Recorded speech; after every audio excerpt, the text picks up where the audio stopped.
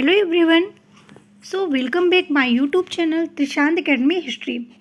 Friends, आज की इस वीडियो में हम बात करेंगे भारतीय राष्ट्रीय आंदोलन 1885 से 1947 तक की स्टोरी। इससे पहले हम लोगों ने बहुत सारी चीज़ें पर डिस्कशन किया था, जैसे 1885 भारतीय राष्ट्रीय कांग्रेस के बारे में, इसकी स्थापना कब हुई थी, इसके संस्थापक कौन है, स्थान क्या है, बहुत सारी चीज़ें हम लोगों ने डिस्कशन किया था। उसके बाद कांग्रेस के प्रथम कौन कौन से अध्यक्ष थे, इस पे हम लोग डिस्कशन किया था। उसके अलावा 1905 में बंगाल विभाजन हुआ था। बंगाल विभाजन में क्या क्या चीज़ें हैं, ये सारी चीज़ें डिस्कशन की है। उसके अलावा हम लोगों ने और भी चीज़ें बात किया इससे संबंधित। तो आपको मुस्लिम लीग के बारे में भी बताया गया। 1906 में मुस्लिम लीग की जो कहानी थी उसके बारे में भी बताया गया। ठीक है। उसके अलावा हम लोगों ने डिस्कशन किया था 1907 में। 1907 पर आज की इस वीडियो में हम डिस्कशन करेंगे कि 1907 में क्या है और क्या चीज़ें 1907 में पढ़नी है। आपको 1885 से लेकर 1947 तक की पूरी डिटेल्स में इस वीडियो के माध्यम से हम आपको बताएंगे कि कर तो लास्ट तक बने रहिएगा, क्योंकि आपके लिए काफ़ी इंपॉर्टेंट वीडियो है। आप किसी भी एग्ज़ाम की तैयारी कर रहे हैं, आप सभी एग्ज़ाम के लिए ये कंपलसरी है। अगर हम बात करते हैं 1907 कांग्रेस का विभाजन जो हुआ था, ठीक है, उस पर अगर हम बात करते हैं यहाँ पर, देखिए, अगर हम 1907 कांग्रेस के विभाजन के बारे में बात करें तो कांग्रेस का जो विभाजन हुआ 1907 में सूरत, इसका जो अधिवेशन है वो सूरत में हो रहा है और इसकी अध्यक्षता रास बिहारी को है। कांग्रेस का विभाजन दो दलों में बढ़ गया था, एक गरम दल और नरम दल। तो आइए हम बात कर लेते हैं कि गरम दल और नरम दल के नेता कौन कौन हैं। आपको गरम दल के नेता याद रखना है, क्योंकि ये बहुत ही आसान है। अगर ये याद कर लेंगे, बाकी जो भी बचे हैं वो सारे कौन से होंगे, नरम दल के होंगे। गरम दल के नेता के बारे में बात करें, बाल गंगाधर तिलक, लाला लाजपत राय, विपिन चंद्र पाल और अरविंद घोष, ये गरम दल के नेता हैं। इन तीनों नेता को हम लाला बाल पाल भी कहते हैं, या आप कह सकते हो लाल बाल पाल भी कहा जाता है। इन्हें हम लाल बाल पाल क्यों कहते हैं, ये याद करने का तरीका है। यानी कि लाल से मतलब लाला लाजपत राय, बाल से आप बाल गंगाधर तिलक और पाल से विपिन चंद्र पाल। आपको याद रखना है गरम दल के जो नेता हैं वो लाला बाल पाल, या आप शॉर्ट में बोल सकते हो लाल बाल पाल। ठीक है, ये तीन नेता हैं जो गरम दल के नेता हैं। अगर हम बात करें नरम दल के नेता के बारे में, तो नरम दल के जो नेता हैं दादा भाई नौरोजी, फिरोज शाह मेहता, बदरुद्दीन तैयबजी और आपका ये है आनंद मोहन बसु, ये हैं आपके नरम दल के नेता। लेकिन गरम दल के नेता को याद करना आसान है, इसलिए आप नेता को याद रखिएगा। उसके बाद हम यहाँ पे बात करते हैं आगे की ओर। अब हम बात यहाँ पे करते हैं शहीद खुदीराम बोस के बारे में। शहीद खुदीराम बोस जो थे वो ब्रिटिश शासन का विरोध करने वाले सबसे युवा क्रांतिकारी स्वतंत्रता सेनानी थे, जिनका जन्म 3 दिसंबर 1889 को पश्चिम बंगाल के मिदनापुर के ज़िले में हुआ था। याद रखिएगा, शहीद खुदीराम जो बोस थे वो ब्रिटिश शासन का विरोध करने वाले सबसे युवा क्रांतिकारी स्वतंत्रता सेनानी थे, जिनका जन्म 3 दिसंबर 1889 यानी कि 1889 को मिदनापुर ज़िले में हुआ था, पश्चिम बंगाल के मिदनापुर ज़िले में। मुजफ्फरपुर के एक जज D.H. किंग्सफोर्ड को मारने की साजिश के आरोप में खुदीराम बोस को मुजफ्फरपुर में जेल भी भेजा गया था। आपसे यहाँ पे क्वेश्चन पूछा जाएगा कि खुदीराम बोस को जेल क्यों भेजा गया था, तो जज D.H. किंग्सफोर्ड को मारने की साजिश के आरोप में इन्हें जेल भेजा गया था। कहाँ के जेल में, मुजफ्फरपुर के जेल में, जिसे मुजफ्फरपुर षड्यंत्र के रूप में भी जाना जाता है।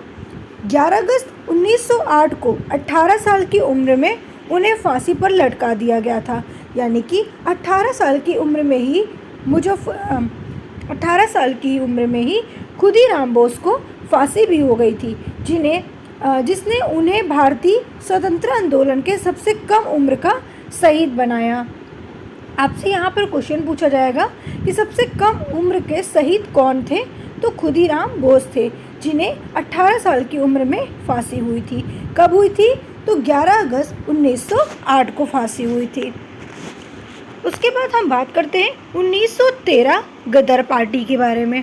1913 गदर पार्टी में जब हम बात करते हैं तो आपको याद रखना है 1911 में बंगाल विभाजन रद्द हुआ था और 1913 में गदर पार्टी भारत में ब्रिटिश शासन को समाप्त करने के लिए भारतीयों द्वारा आयोजित एक अंतर्राष्ट्रीय राजनीतिक आंदोलन था, ठीक है, जो 1943 में हुआ।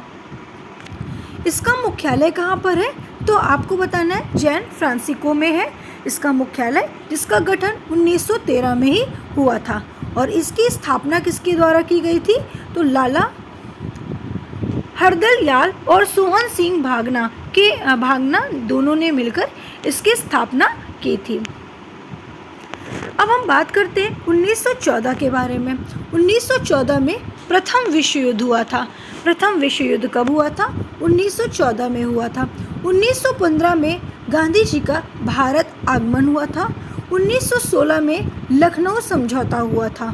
याद रखिएगा, लखनऊ समझौता कब हुआ था, 1916 में हुआ था।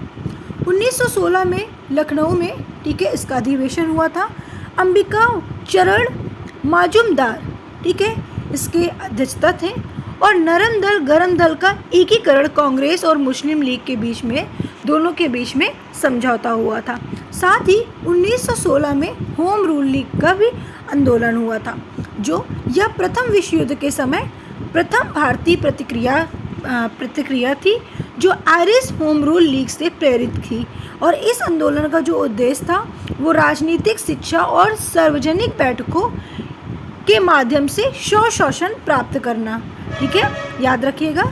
ये एनी बेसेंट और बाल गंगाधर तिलक के साथ, मतलब दोनों ने मिलकर ये प्रतिक्रिया की थी शासन को प्राप्त करने का, ठीक है, याद रखिएगा, बहुत ही इम्पोर्टेंट है। अब हम बात करते हैं चंपारण आंदोलन के बारे में। चंपारण आंदोलन 1917 में शुरू हुआ। 1917 में चंपारण बिहार के एक स्थानीय नेता जिनका नाम राजकुमार शुक्ल था, जो गांधी जी से मिले और चंपारण बिहार की स्थिति के बारे में इन्होंने गांधी जी को बताया था। वहाँ पर 3 काटिया प्रणाली के बारे में गांधी जी को जानकारी दी और गांधी जी ने चंपारण चलाने का निर्णय लिया, यानी कि चंपारण चलने को कहा, ठीक है, चंपारण चलने को उन्होंने कहा कि भाई ये आंदोलन होगा, उसके बारे में हम बाद में बात करेंगे। लेकिन जब राजकुमार शुक्ल ने ये सारी चीज़ें गांधी जी को बताई कि बिहार की स्थिति क्या है और 3 गठिया प्रणाली के बारे में बताई, तो उन्होंने चंपारण चलने का निर्णय लिया। 19वीं शताब्दी के प्रारंभ में अंग्रेज बंगाल मालिकों ने किसान से यह कसर करा लिया था, ठीक है, यह करार करा लिया था कि वे अपनी भूमि के 3/20 हिस्से पर नील की खेती अवश्य करेंगे और इसी को 3 कठिया प्रणाली भी कहा जाता है, ठीक है, याद रखिएगा, काफ़ी इंपॉर्टेंट क्वेश्चन है। 3 कठिया प्रणाली किसे कहते हैं, मतलब 3/20 के हिस्से पर नील की खेती अवश्य करेंगे। ये बात बागान मालिकों ने किसान से यह करार करा लिया था, ठीक है, कि वे अपनी भूमि में 3/20 के हिस्से में नील की खेती अवश्य करेंगे। उसके बाद इस सत्या के बाद रविन्द्रनाथ टैगोर द्वारा गांधी जी को महात्मा कहने लगे, ठीक है, रविन्द्रनाथ टैगोर ने ही सबसे पहले गांधी जी को महात्मा कहा था, तो तभी से ही इन्हें महात्मा की उपाधि दी गई और उसके बाद उन्हें महात्मा गांधी के नाम से बुलाया जाने लगा था, ठीक है, मतलब कि सत्याग्रह के बाद किसके द्वारा, रविन्द्रनाथ टैगोर के द्वारा। अब हम बात करते हैं अहमदाबाद मिल मजदूर आंदोलन, जो 1918 में शुरू हुआ। ये चंपारण सत्याग्रह के बाद 1918 में गांधी जी अहमदाबाद के कपड़े मिल मजदूरों से मिले और उनकी समस्या को उन्होंने समझा था। गांधी जी बहुत सारी समस्या को सुलझाया और एक एक चीज़ों को समझा था। तो 1918 में गांधी जी अहमदाबाद के कपड़े मिल मजदूरों से मिलकर उन्हें उनकी समस्या को समझाया। यहाँ का विवाद प्लेग एक बोनस को लेकर था। जब प्लेग की समाप्ति हुई तो मलिक बोनस को समाप्त करना चाहते थे, लेकिन मजदूरों ने इसका विरोध किया और गांधी जी ने मजदूरों को हड़ताल पर जाने को कहा था ताकि ये हमें मिल सके, उनकी समस्या हम समाप्त कर सकें। ठीक है, उसके अलावा हम बात करते हैं नेक्स्ट खेड़ा आंदोलन। खेड़ा आंदोलन जो 1918 में ही हुआ। इसके बाद उसी वर्ष में मतलब कि अहमदाबाद जो आपका आंदोलन था, उसके बाद 1918 में ही गांधी जी खेड़ा गुजरात में ही हो रहे किसानों के साथ अत्याचार के लिए विरुद्ध किए और अंग्रेजों के यहाँ पर किसान की फसलें नष्ट हो जाने के बाद उनसे करों की वसूली की जा रही थी। साथ ही गांधी जी ने किसानों को लगान न देने के लिए कहा और इस मामले की जांच के बाद यह निष्कर्ष निकाला कि लगान माफ़ कर देना चाहिए। गांधी जी के दक्षिण अफ्रीका में किए गए उनके कार्य को लेकर वे भारत में भी काफ़ी चर्चित हो उठे और इन्हीं आंदोलन में भी सफलता पाते हुए वे भारत में बड़े नेता के रूप में भी जाने लगे। इसीलिए इनको महात्मा गांधी भी कहने लगे और एक महान नेता के रूप में इन्हें जाने लगे, क्योंकि इन्होंने बहुत सारे आंदोलन को चलाया और बहुत सारे आंदोलन की समस्या मतलब कि बाकी के लोगों की जो समस्या थी उनको सुलझाने में काफ़ी मदद की थी। अब हम बात करते हैं रॉलेट एक्ट के बारे में जो 1919 में चला। अब रॉलेट एक्ट के बारे में अगर हम बात करते हैं 1919, जब 1918 में विश्व युद्ध समाप्त हो गया था, उसके बाद 1919 में अंग्रेजों द्वारा रॉलेट एक्ट को भारत में लाया गया था और उस एक्ट में भारतीयों के लिए कोई अच्छी बात नहीं थी। जैसा कि गांधी जी जो थे वो भारत के वे लोग सोच रहे थे कि गांधी जैसे हमने अपने ऊपर चर्चा की थी, गांधी जी भारतीयों को विश्व युद्ध में अंग्रेज की मदद के लिए अंग्रेजी सेना में भर्ती होने का प्रोत्साहन दे रहे थे और विश्व युद्ध के बाद अंग्रेज भारत के लिए कुछ अच्छे कदम उठाएंगे और ऐसा कुछ भी नहीं हुआ था। बिना अपील, बिना वकील और बिना दलील कानून ये कुछ नहीं हो सकता, ये बात मान ली थी। ठीक है, तो आपको याद रखना है रॉलेट एक्ट 1919 में चला। ठीक है, खेड़ा आंदोलन 1918 में चला, अहमदाबाद मिल मजदूर आंदोलन भी 1918 में ही चला, जिसमें क्या हुआ, चंपारण सत्याग्रह के बाद 1918 में अहमदाबाद के कपड़े मिल मजदूरों को उनकी समस्या को सुलझाने के लिए गांधी जी ने ये आंदोलन शुरू किया। ठीक है, याद रखिएगा आप लोग। चंपारण आंदोलन 1917 में हुआ। बिहार के एक स्थानीय नेता जिनका नाम राजकुमार था और गांधी जी से मिले और अब चंपारण बिहार की स्थिति को किसने बताया था, तो राजकुमार शुक्ल ने बताया था। उसके अलावा आपसे क्वेश्चन पूछा जाएगा कि गांधी जी को महात्मा किसने कहा, रविन्द्रनाथ टैगोर ने सबसे पहले कहा। किसके द्वारा महात्मा नाम पड़ा, रविन्द्रनाथ टैगोर के द्वारा महात्मा नाम पड़ा। ठीक है, प्रथम विश्व युद्ध कब हुआ, 1914 में। गांधी जी का भारत आगमन 1915 में, लखनऊ समझौता 1916 में और होम रूल लीग आंदोलन भी 1916 में हुआ था। 1913 में गदर पार्टी, 1911 में बंगाल विभाजन को रद्द किया गया। ठीक है, याद रखिएगा। इसका मुख्यालय कहाँ पे है, आपको बताना है सैन फ्रांसिस्को में है और इसका गठन 1913 में हुआ था, जिसका स्थापना किसने की थी, लाला हरदयाल और सोहन सिंह भावना ने इसकी स्थापना की थी। उसके अलावा 1907 में कांग्रेस का विभाजन हुआ। ठीक है, याद रखिएगा, काफ़ी इम्पोर्टेंट है। इस तरीके से हमने आपको 1907 से लेकर 1919 तक की पूरी इतिहास बताई।